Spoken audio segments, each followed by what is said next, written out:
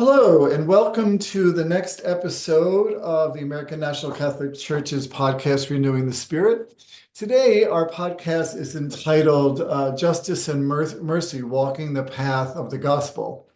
And I thought it would be appropriate, but really important to have Mr. Jim Lowe, who is a member of our parish and who has agreed to chair our new Social Justice Committee at the parish, maybe come and speak to you about how he discovered the ANCC, how he's conceptualizing the committee in terms of moving forward the sense of justice and mercy that we are required as Christians to walk that path, following in the footsteps of Jesus Christ.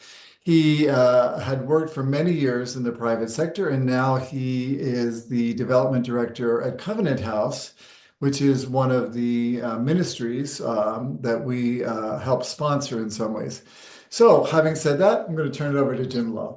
So, George, good to see you. Good to see you. We just saw each other at Mass. So, yeah. So, go ahead. Absolutely. Yeah. Maybe tell us a little bit about, your journey. Sure. Yeah. So my journey to St. Francis took place over many years. What's funny is actually St. Francis met me before I met St. Francis. So it's kind of a funny story. My wife and I have been attending St. Francis with our family for about 2 years now. Yeah. But actually, St. Francis met me maybe 7 or 8 years ago. Oh. And that's because, and actually 7, 8 years ago, and then again 5 years ago. Oh. So what happened was when I came to St. Francis and you were celebrating Mass, we were there for a few months before I thought, it just looks really familiar. Why do I think I know him? That's a little scary. Yeah. And so, yeah, exactly. So I didn't call the police or anything. I just started thinking about it. And then I realized that there was a priest who was coming to say Mass at Arden Court, which is where my mother lived for about 7 years. So I finally went and I asked the staff. I said, "What's the name of the priest who comes to say Mass here?" And they said, "I think his name is George." And I was like, "There's just no way that there's two Georges in West Orange who are celebrating Mass."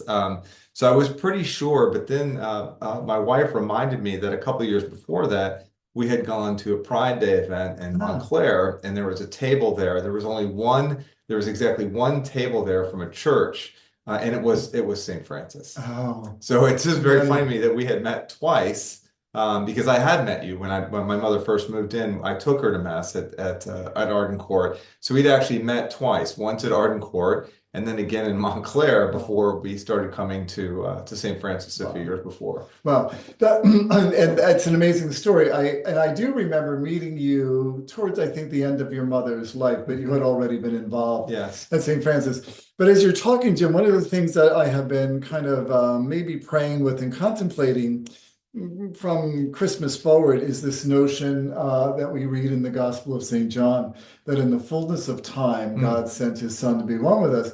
And so what that speaks to me a little bit about is in the fullness of time, all that is meant to be happens. And then here you are, right? So, yes, I love the fullness of time. I also love, I think it was St. Paul who talked about an acceptable time. Yes. And I love the idea of an acceptable time because fullness of time we wait for, acceptable time we live. Isn't that very nice? Nicely said. Yeah, absolutely.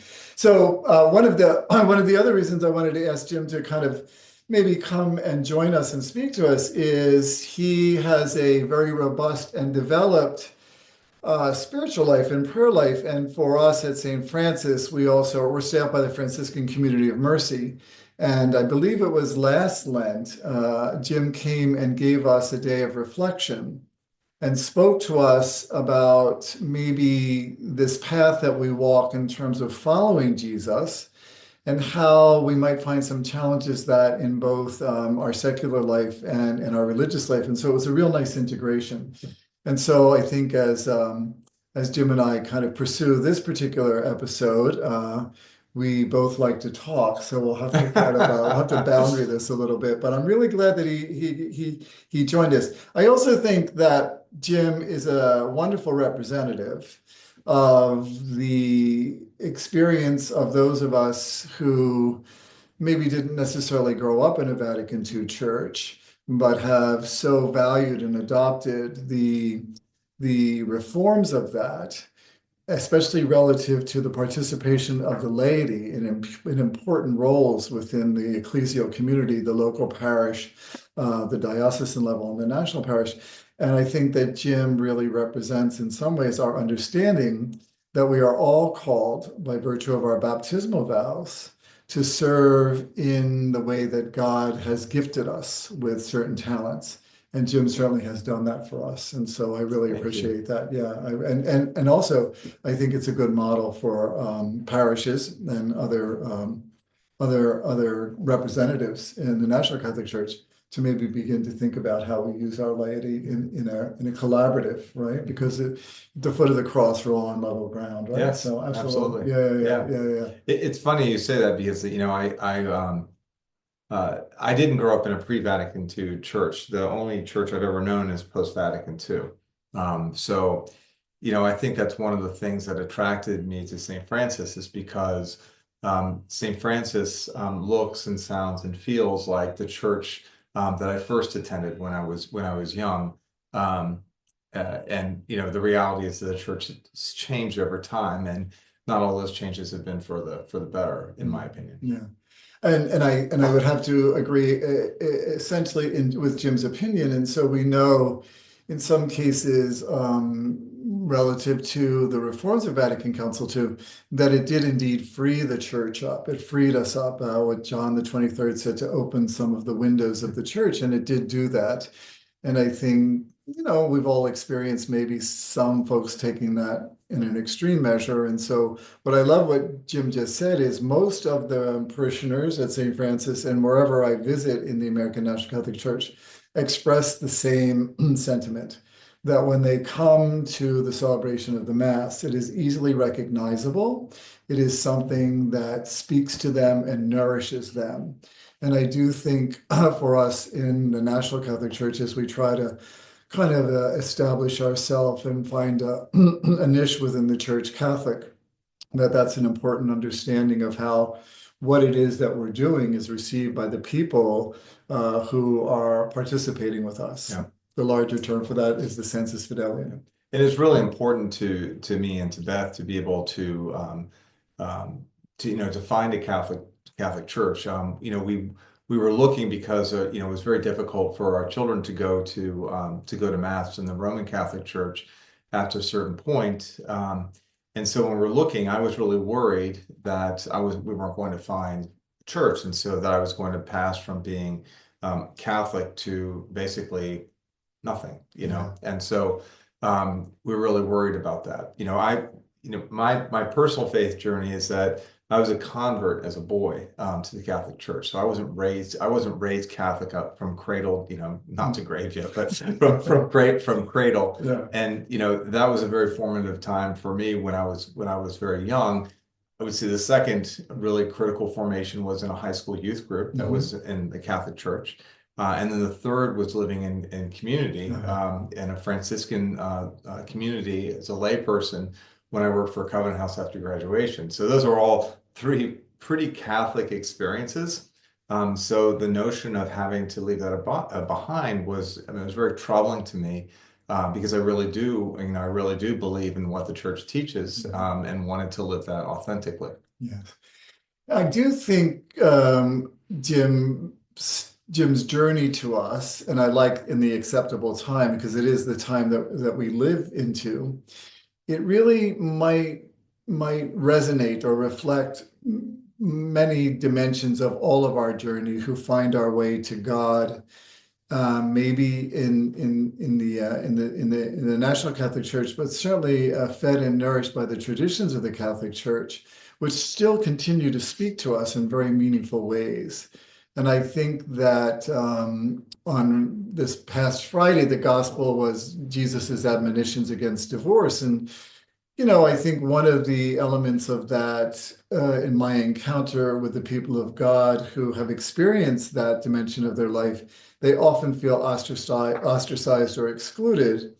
And I don't think that was ever the intent of Jesus. So in the American National Catholic Church, I think what it is we wear our Catholicism profoundly and meaningfully and we wear it more as a loose garment in terms of not the idea that anything is okay and everything goes, but in the spirit of the reforms of Vatican Council II, we ask ourselves in particular pastoral moments, what would Jesus do? What would Jesus's response be? And so hopefully that guides and directs us. Well, I mean, it's a fundamental reality. We're not a church of saints, we're a church of sinners. Yeah. And so, all of us are sinners. Pope Francis says, "Who am I to judge?" And it's he's being literal when he says that. And I think it's so funny you bring up divorce, because when, obviously if I converted to Catholicism as a boy, the only person who could, I need someone to take me to church, and it was my mother. And my mother's a divorced woman, so it was, it was a thing for her to be able to come back to church, from what she remembers, a church that wouldn't accept her as a divorced woman. So it was difficult for her. It was many years before she even felt that she could receive communion. And my mother was, was a Eucharistic minister. She taught CCD. I mean, she did many, many things for the church.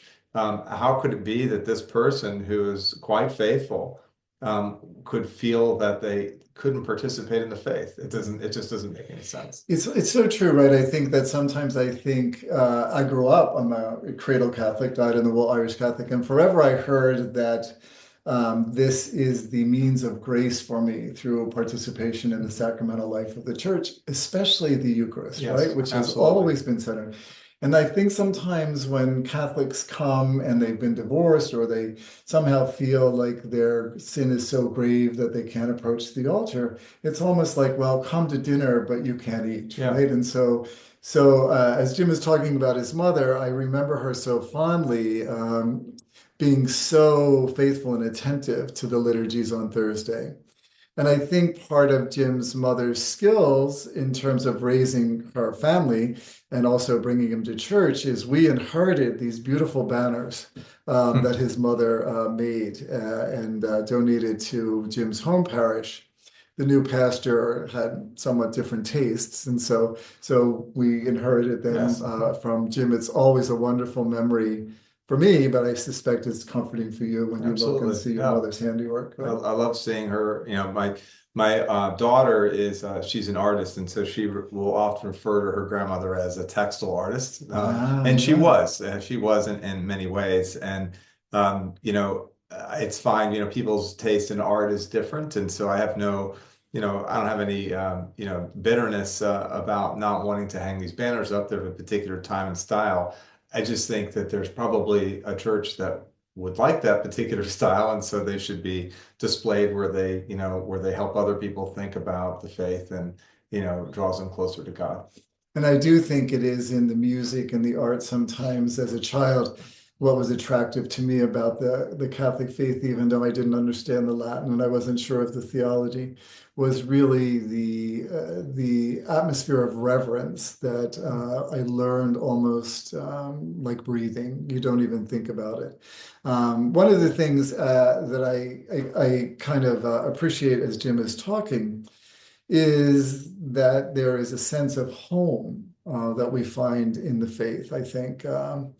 And to have elements that remind us of our home, I think, is really important. Maybe the statuary, all those kinds of things, but certainly these banners for sure. Yes, right? So, absolutely. Yeah, absolutely. As we're talking, the title of this particular episode is Justice and Mercy. The concept for that is in Hebrew is Hesed. It is how God's mercy, how God's justice is always tempered by God's mercy. And we read in the Hebrew scriptures that God's mercy always outweighs his justice. And so as we're talking about this, and we're talking in particular perhaps about Jim's mother, I'm increasingly more aware of individuals who have been somewhat either marginalized or disenfranchised by the church, not intentionally, I don't think, or maliciously, I don't think, but one of the populations that has developed for St. Francis in terms of more active service is the elderly population. So we have, I think, 4 or 5 nursing homes that myself and Deacon Mary and Father Gidi serve, as well as psychiatric hospitals.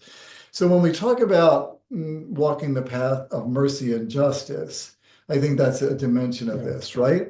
And one of the things that one of the reasons I wanted to ask Jim to come and talk to us about is for much of his life, he has been active in social justice ministry. And I use ministry that verb intentionally because how Jim and I have shared about, our life and in humorous ways, I get really the sense of an underlying commitment to the proclamation of the gospel in a way that invites love and acceptance and unity. And so I think that perhaps, again, in this concept of the fullness of time, God has brought Jim's work and activity to St. Francis and to the National Catholic Church as an important reminder and indicator of what we are all called to. So I wonder if you might talk about your early work with Covenant House, Sure. maybe what you're doing now. So yeah. Well, I mean, it is true. I will say it is true that the social justice and the social gospel has always been very important to me. You're very kind to talk about my long history. I would say that there was, I have a family of three children, and so the time it took, obviously, to raise those children didn't allow me, or I guess probably better said, I didn't make the time to do as much as I would have liked. But I'm fortunate now to have the time and opportunity. I don't want to mislead you. Jim is not 80 years old. So No, I'm not 80. But when I was when I was a teenager and through college, I did make time because I had the time. So was able to participate in a lot of things with a lot of social justice missions as part of Catholic Student Association in college. As I mentioned, I was in a youth group, and social justice was a very important component of the way that we lived our faith in high school. After high school, I just thought sort of forward and realized that I had a moment in time graduating from college where I would be able to dedicate time to social justice work that wasn't going to wasn't going to come back for a while because I would get married eventually, have children and all that. So I decided to go to work for Covenant House. Covenant House is a national organization that does work with youth experiencing homelessness and now with human trafficking victims. We didn't talk about human trafficking, when I was coming out of college. In fact, really, we talk more about runaway and homeless youth, which is it's an old term. I initially was going to go to Latin America, but unfortunately, the political climate in the country, which was Guatemala, where the house was, basically prevented Americans from going because they were their lives were in danger because the kids' lives were in danger. So I told Covenant House, you can send me anywhere you want as long as it wasn't Anchorage because I really don't like the cold. So they listened and they sent me to Texas. All right. So I worked as an outreach worker and intake worker for Covenant House, Texas for a year. So that meant that when I was working on outreach, I was in a van and we went out looking for youth. Again, this is not something that happens today because of, cell phones mean that youth are able to find a place to go. It may not be a very good place, but people don't generally just show up in a city and have no idea what to do. They can find out now. But back then, Houston was a transfer point for bus lines going from California to Florida and vice versa. And oftentimes youth would run out of money. They just run out of money there. And then there would be people waiting for them in the bus stations with very bad intentions. Offering them security, but actually really what they would receive is being exploited. Yeah. So I did that for a year. The intake side was literally if a youth came or called Covenant House, I would work with them to see, was this the right place for them to be? And if not, where could we find a safe place for them? I did that for a year. As I mentioned, I lived as a part of Faith Community, which was a group of people who made promises to each other and to Covenant House in terms of our spiritual life, our work, and how we would live in community. And after a year, I left Houston. I came back to Virginia, where I lived at the time. But I never forgot the youth that I worked with, and it really left a stamp on my heart. When I completed what I thought was my time in the private sector, and I was looking for something to do, quite remarkably, I would say providentially, an opportunity with Covenant House came my way, and I was very pleased to basically make a homecoming to Covenant House. Yeah. As Jim is talking, I think there is something about his experience at Covenant House, and it was founded by a Franciscan, and so it's maybe a more specific ministry, a little different than the Jesuit volunteers, but has the same concept. Very similar. Yeah, very similar. And but what I think, In fact, I had the opportunity to visit with JVC volunteers in Mobile, Alabama, which is a bus ride away from Houston while I was there. Oh, nice, nice. So one of the things that Jim was talking about is this kind of, and he shared with me too, is at Covenant House, there is this open door. Everyone is welcome, and everyone has the opportunity to receive some sense of safety and shelter. And we know Maslow's hierarchy of needs in terms of having basic needs met. It's really important, but it reflects what I think we talk about at St. Francis, and certainly in the National Catholic Church, that everyone really is Yes. welcome. Everyone Yes. really is welcome, and so I think that.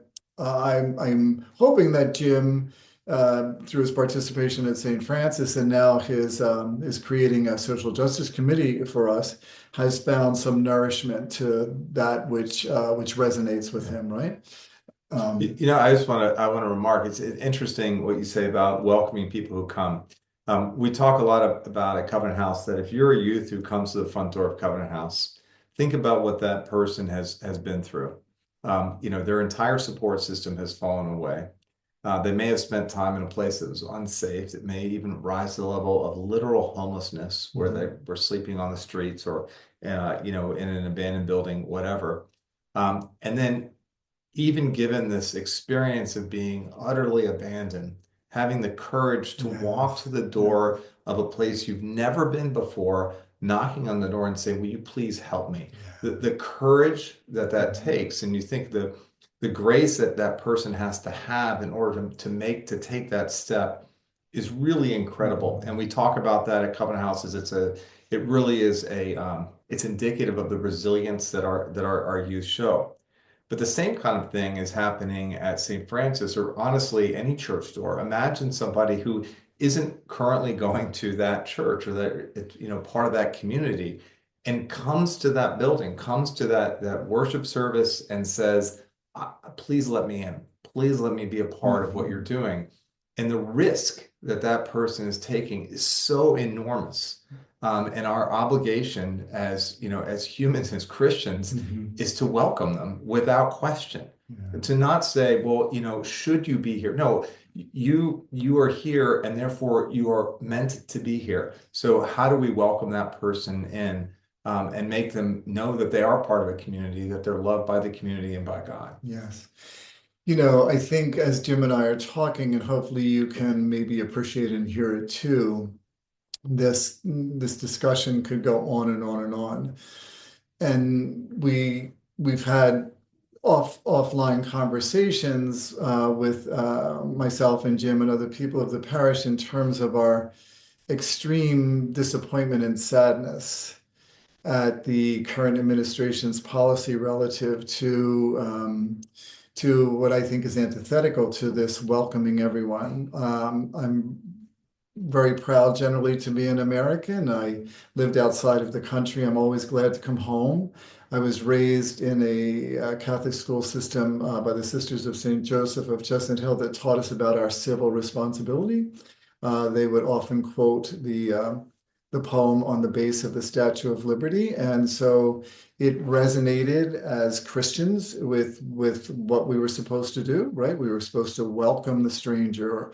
We read about Jesus standing at the door knocking, right? And the invitation is for us to open and come in. And so I think that Jim's work, hopefully the work of some of the parish around trying to be a place of safety and surety for people, begins with this immediate sense of welcome and safety. And I so appreciate what Jim is saying, because I worked with the poor in Toronto, and I was very annoyed that they weren't more appreciative of what I was doing. And Dorothy Day said, be careful of the ungrateful poor, right? And so, but Jim just touched on something that I think is so important, that we may be the benefactors in some way, But imagine the courage that it takes to have to acknowledge that you're in such a terrible straits, that you would have to seek shelter, or that you would feel that you were somehow afraid to enter a church. To me, it's just a remarkable grace for us to be able to experience perhaps that in our own lives. There were times when perhaps we were all standing on the outside, looking in and feeling, why can't I go in? Why can't I participate? And in so many ways, I think the whole idea for us, especially as Christians, is to reclaim that name and to reclaim the values that support that name, that are rooted in the person of Jesus Christ, who never said no to anyone. When someone asked, he would say, can you live with the consequences of this? But he would generally do it. And so for you and I as Americans, as American Christians, I think we really need to remember what it is that we're called to. And that we see it in the Hebrew scriptures. A righteous person cares for the widow, the alien, and the orphan. And so I really appreciate Jim pointing that this is not something that we do to make ourselves feel good, but it is something that we do to build community. Yeah. And it's a regifting of the welcome. So if you come to St. Francis and you see that welcome, and one of the reasons that we really want to create and establish a social concerns committee is because that welcome, inspires a welcoming of other people, and that's what we're called to do. So, we think about the ministries that we'd like to at least initially support, and obviously the social concerns committees it forms and evolves will choose the best way to express that welcoming. But two, come to mind. So one is Covenant House, because we're welcoming people who are abandoned by society, and then the other is the Pierre Toussaint Food Pantry. Because again, think of the courage it takes for someone to say, I need help, and they stand in line for food. I mean, it's just it's a shocking thing, but also it's an example of grit and resilience of people to say, I'm going to seek out a way to feed my family, a way to take care of myself.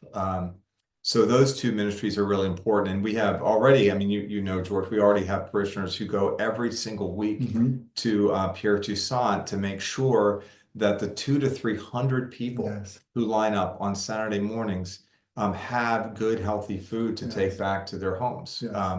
And it doesn't get more basic than providing food and shelter in terms of welcoming. So, I personally, I think it's a really good place for us to start. I really do too. And Sister Linda, who is administers the program at Pierre Toussaint, tells us now that on Saturdays there are about 300 people that she feeds. And I think with, again, with some of the economic and political kind of unrest, it may increase. So I do think we have to be aware of that. And I do think that it is actually an extension of this welcoming. I want to say theology, the welcoming theology of what, at least in the Christian churches, we have really been taught, right? And so I think it's really important that hospitality is one of the most one of the most fundamental virtues that we can have as Christians and as humans, because the world is tough. So if people never feel welcome, then people are abandoned, and that's not what God wants and what we should want as Christians. And I think when we say that, we are told in the Gospel of Matthew that the kingdom of God is present here. We should live as if the kingdom were here. And part of that is building the kingdom by inviting people into the kingdom, right? Absolutely. So yeah, absolutely. I'm so appreciative that Jim has done this with us. I'm smiling a little bit because I was I'm raised as a Catholic and had the experience of my own parish priest, not asking my father, but somewhat demanding from him things that they knew he could do. And my father would never argue. And then, of course, I went into the seminary very young. And then you're taught somehow, I think through osmosis, that as you become a cleric, the people of God participate with you in the building up of the kingdom. But we have to remember to ask them, not to just presume that that's going to happen. So one day I was at the door of the church with Jim, and I was trying to use a little of that tactic with maybe Irish guilt. And he looked at me and he said, George, I'm not a cradle Catholic and I'm not Irish. And I said, well, that's a shame. So, You really did. but anyway, so I think that Beth, my wife, who is Irish and Catholic, just tells that story over and over yes, again because she thinks it's so funny. What you actually said was you looked at me and you looked at Beth and you just said one word. what's that? Pity. So I think that Jim helps balance me a little bit too, right? But that's the wonderful thing I think about understanding that really each and every one of us are included in in how God thinks about us as God's community, and I really think it's so important. This is wonderful, Jim. Right? Yeah. This is wonderful. Anything you'd like to add, or no? I just for folks from St. Francis, we'll be launching the Social Concerns Committee in the first Sunday of Lent. So I hope you'll come to Mass on next Sunday, and we can journey together in Lent and figuring out how we give our time, talent, and treasure to our neighbors who really need they really need that welcome, and they really need to hear it from flesh and blood people who care about them, because we're all brothers and sisters in God. Seriously, and this podcast we thought about doing this as a way to inform a larger population about the existence of the American National Catholic Church, not in opposition to Rome, absolutely not, or in opposition to anyone, but just as a place in which people could come and reacquaint themselves with their faith and rest in the loving embrace of a God who has always loved them. So we've never, this is the first time, this is the first time we've had a guest in the studio. So we've never really asked in any way for any kind of support. But if you're so moved, I would encourage you to perhaps think about Covenant House as an object of your charity. I would really encourage you to think about Pierre Toussaint as an object for your charity. But if you don't think about those things, think about something in your own community that perhaps you could bring your talent and treasure and time to. It doesn't have to be monetary. It really doesn't. I know, as many of you maybe experience, that sitting with someone who is anxious or in pain, or having a cup of tea, as Mother Macaulay would say, right, does as much as handing somebody $1,000. Maybe more, right? So please think about that. If you're so moved, you can find a way to do that at stfrancisnj.org. And Jim, Covenant House, I don't know if there's It's Covenant House, New Jersey. I'm embarrassed to tell you that I can't remember now if it's chnj.org. But if you Google Covenant House, New Jersey, you'll find us. And as George said, I mean, I know this is not commercial for Covenant House. The most important thing is to find a way to make the presence of God and the welcome that God extends to all of us in your community. So I hope that anyone's hearing this will find a way, if we're lucky enough at Covenant House, or if Pierre Toussaint is lucky enough to have your support. That's wonderful. But the most important thing is we find the way to do the work that God has given to each of us. Absolutely. And we move in the abundance of God. So there really is always enough. There's always enough. So please, thank you for really joining us today. I hope that you find our conversation somewhat stimulating and maybe inviting, give you some food for thought, as it were.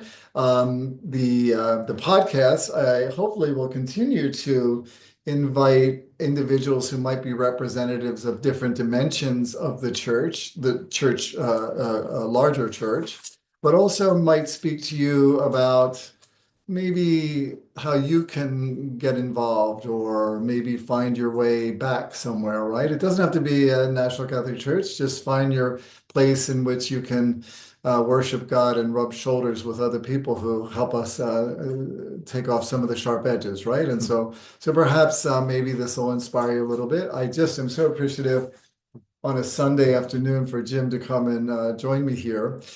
Jim's wife is part of our music ministry, an important part of our music ministry.